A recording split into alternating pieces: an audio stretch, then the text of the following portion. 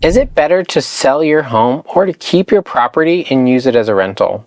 Despite what some may tell you, there's not a one-size-fits-all answer to this question. In this video, I'm going to walk you through the decision of whether you should sell or rent your house. I'll walk you through the 3 questions you can ask yourself, and I'll also highlight the 3 fundamental mistakes you should avoid when making this decision for yourself. So stick around to the end of the video if you want to avoid a costly mistake. All right, let's get into it.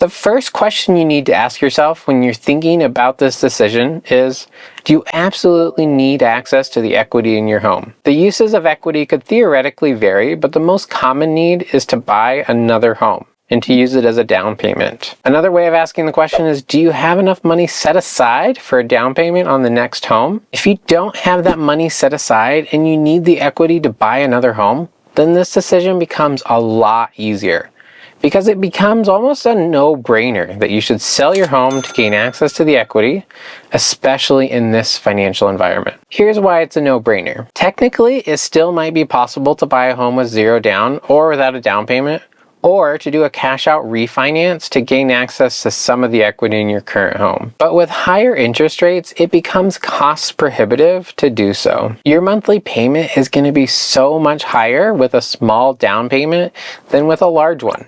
Not only because you're borrowing more, but often with a smaller down payment, you are paying a higher interest rate than you would if you're putting 20 to 30% down. That means you'll pay more on your next primary residence and often erase any positive cash flow you might have from renting out the other house. There is a time and place to leverage yourself to improve your long-term financial position, but now is not the time, at least not in this way. This played a large role in us deciding to sell our Boston condo instead of renting it out. While we had some money set aside, we did not have enough for a 20% down payment, unless we sold off a lot of our investments in our taxable brokerage account. When looking at the potential rental income, our condo could look like a great property to keep and rent out.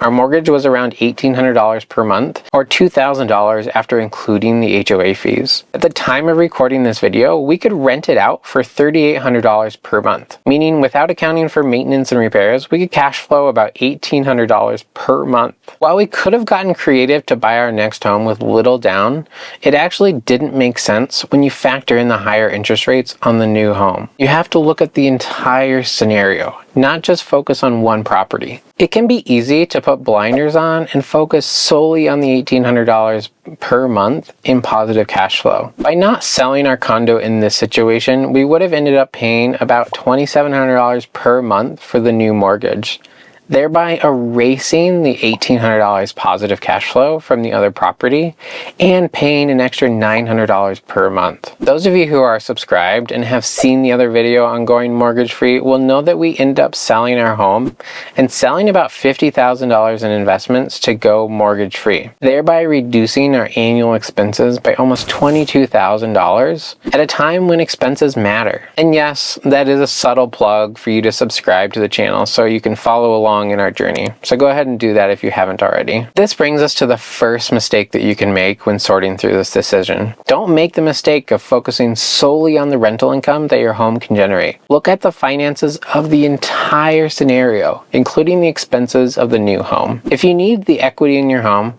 current interest rates will make it cost prohibitive to keep your home as a rental. That's not to say there aren't ways to make it happen, but you will pay a premium to do so. Now, if you don't need the equity and can fund another down payment, then the decision becomes a little bit more complicated. And the next question you need to ask yourself, do you want to become a landlord? In personal finance, it can be way too easy to chase the greatest returns and not think about the implications that decisions will have on your day-to-day life. If you don't want to become a landlord, then don't try to chase the best returns. I've been there.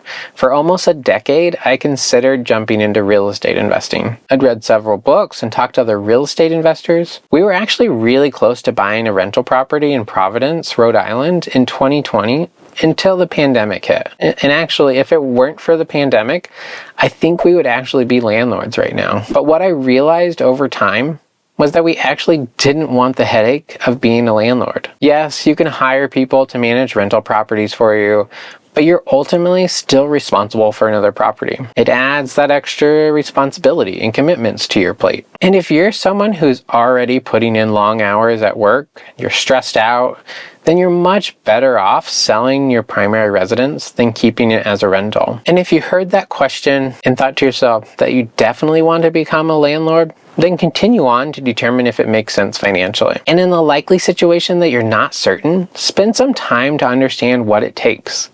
There are ways to better understand this without committing to being a landlord. I haven't invested in real estate, but I have had real conversations with a number of people who are doing it. Having a conversation is one way to experiment with a new idea. We mentioned this in our video on experimentation, which if you haven't seen yet, I highly recommend you watch it. And I'll leave a link up here to make it easier for you to watch it after this video. If you want to learn more about becoming a landlord, find 2 to 3 people who are already landlords and take them out to lunch, or invite them over for dinner and pick their brain. Ask them about the time commitment or how they feel about being landlords and if they have any advice for you. Taking the time to do this can help you discern if it's something you want to do. The second biggest mistake you can make when making this decision is jumping into something you actually don't want to do. Don't let the appeal of the best returns push you in something that will make your life miserable. Now, if you don't need to sell your home to gain access to the equity, and becoming a landlord is actually something that's appealing to you, the last question that you need to ask is about the return on investment. Specifically, is this the best return on your investment? Keeping a home that you already own and renting it out can significantly reduce the barriers to entry. It's a lot easier to keep a home that you already own than finding a rental property. But just because it's easier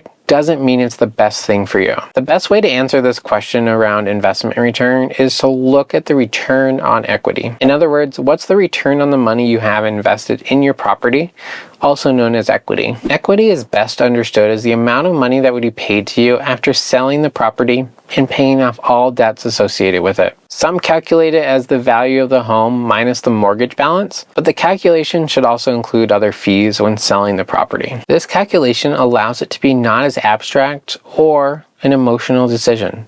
It's not about keeping a home that you lived in as a rental property, but it's about keeping the equity in an investment, aka this property, and understanding how much money that investment will generate each year. The real benefit of this calculation is that it helps you compare the investment return across multiple scenarios. What's the return on my investment if I keep it in this property versus liquidating it and using it elsewhere? The return on equity is calculated by taking the net income and dividing it by the equity. In my example, we had about $350,000 in equity in our Boston condo after accounting for all the fees and debts. If we were to assume $1,800 per month in net income, or $21,600 per year, our return on equity would be about 6%. And that is not factoring in any major expenses like replacing the roof or painting the exterior, both of which were likely to happen in the next few years. So the investment return would likely be less than 6%. Now, this example does not include appreciation of the property, because although it will likely appreciate over the next few years, it's also highly speculative. Property values don't always appreciate. Now, some may look at the 6% and think, hey, that's not too bad. But when you compare this to the historical average of the stock market, you typically see 8 to 10% in the stock market. And investing in the stock market requires zero extra work. You don't have to find a tenant, you don't have to pay for or do repairs like you would in renting out a property. Another helpful comparison that you can use is to the interest rates on high yield savings accounts. Right now, those accounts are averaging 4 to 5%. While these rates will change over time, it's still a good comparison because there's no risk to your investment. Why would you keep so much money in a property with potential large expenses when you can get a similar guaranteed return without any of the risk? This is all based on the 6% return on our Boston condo. And it's likely skewed because we had so much equity in our home. The numbers may be different in your situation. The best thing you can do is run the calculation and make an informed decision. And that leads us to the last mistake you can make when working through this decision. The last mistake you can make is to not compare the investment return to that of other investments. Once you decide whether to keep the house as a rental or to sell it, the next question you need to answer is whether you should take out a mortgage on your next home. And that's what I cover in this video on our decision to go mortgage free. Thanks so much for watching and enjoy the journey.